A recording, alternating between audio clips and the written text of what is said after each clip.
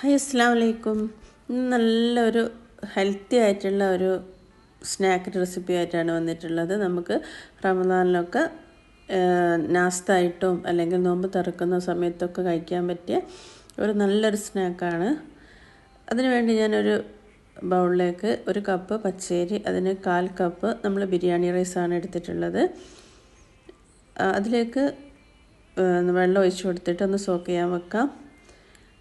4 മണിക്കൂറോളം വെച്ചിട്ടുണ്ടായിരുന്നു. ഇപ്പോൾ നന്നായിട്ട് സോക്കായിട്ടുണ്ട്.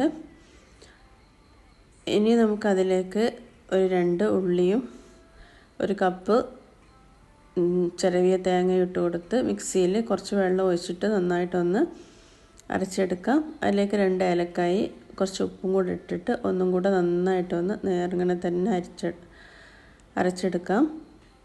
പിന്നെ നന്നായി അരഞ്ഞു വന്നിട്ടുണ്ട്. നമ്മൾ ദോശക്ക് അരക്കുന്ന പോലെ തന്നെ നല്ല നേർങ്ങനെ തന്നെ അരഞ്ഞെടുക്കണം. ദോശമാവിൻ്റെ പരുവായിട്ടാണ് വേണ്ടത്.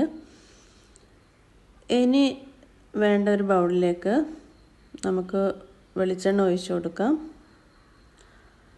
അതിലേക്ക് അരിഞ്ഞ് വെച്ചിട്ടുള്ള ഉള്ളി ഇട്ട് കൊടുക്കാം.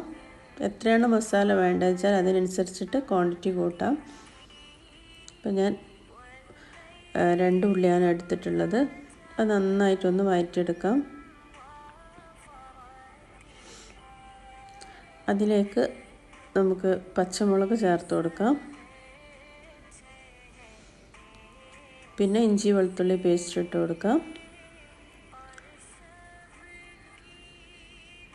പിന്നെ വേണ്ടത് മുളക് പൊടിയും മഞ്ഞൾപ്പൊടിയാണ് വേണ്ടത്. അതുകൂടെ ഇട്ട് കൊടുത്ത് ഒന്ന് നന്നായിട്ടൊന്ന് വഴറ്റിയെടുക്കാം. പിന്നെ ആവശ്യത്തിന് ഉപ്പും കൂടെ ചേർത്ത് കൊടുക്കാം. പിന്നെ നമ്മൾ വേവിച്ച് വെച്ചിട്ടുള്ള ചിക്കനും കൂടെ ഇട്ട് കൊടുക്കാം.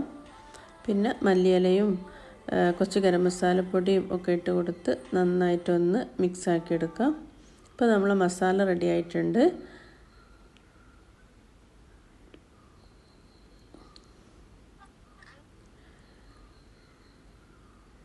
ഇനി നമുക്ക് ഒരു ആവിച്ചെമ്പിലേക്ക് ഒരു പാത്രം ഇറക്കി വെച്ചിട്ട് അതിലേക്ക് കുറച്ച് നെയ്യ് തടവി കൊടുക്കാം. ഇനി നമുക്ക് ആദ്യത്തെ ലെയറിന് വേണ്ടിയിട്ട് നമ്മുടെ മാവ് ഒഴിച്ച് ചുറ്റി കൊടുക്കാം. പിന്നെ ഇനി നമുക്ക് 1 മിനിറ്റ് ഒന്ന് അടച്ചു വെച്ച് കൊടുക്കാം. അതിനുശേഷം നമുക്ക് അടുപ്പെടുത്തതിന് ശേഷം ഇപ്പോൾ ആറി വന്നിട്ടുണ്ട്. അതിലേക്ക് നമുക്ക് മസാല തയ്യാറാക്കി വെച്ച് മസാല ഇട്ട് കൊടുക്കാം.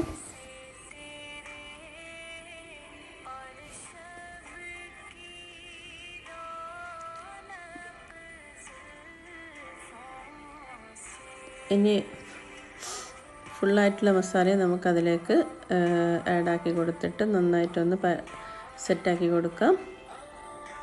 ഇനി ഇതിൻ്റെ മുകളിലേക്ക് നമുക്ക് അരച്ച് വെച്ച മാവ് ഒഴിച്ചു കൊടുക്കാം.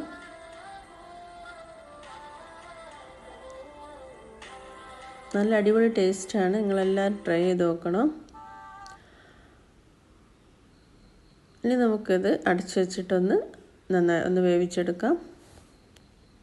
ഒരു 20 മിനിറ്റൊക്കെ വേണ്ടി വരുന്നുണ്ട് വേവാൻ വേണ്ടിയിട്ട്. ഇത് നന്നായി വെന്തിട്ടുണ്ട്. തണുക്കാൻ വേണ്ടി ഞാൻ പാത്രം മാറ്റി വെച്ചിട്ടുണ്ടായിരുന്നു. ഇനി നമുക്കിതൊന്ന് കട്ട് ചെയ്ത് നോക്കാം. നല്ല അടിപൊളി ടേസ്റ്റാണ്. നിങ്ങളെല്ലാവരും ട്രൈ ചെയ്ത് നോക്കണം. പിന്നെ നിങ്ങൾക്ക് ഇഷ്ടപ്പെട്ടെങ്കിൽ ലൈക്ക് ചെയ്യാനും ഷെയർ ചെയ്യാനും സബ്സ്ക്രൈബ് ചെയ്യാനും മറക്കരുത്.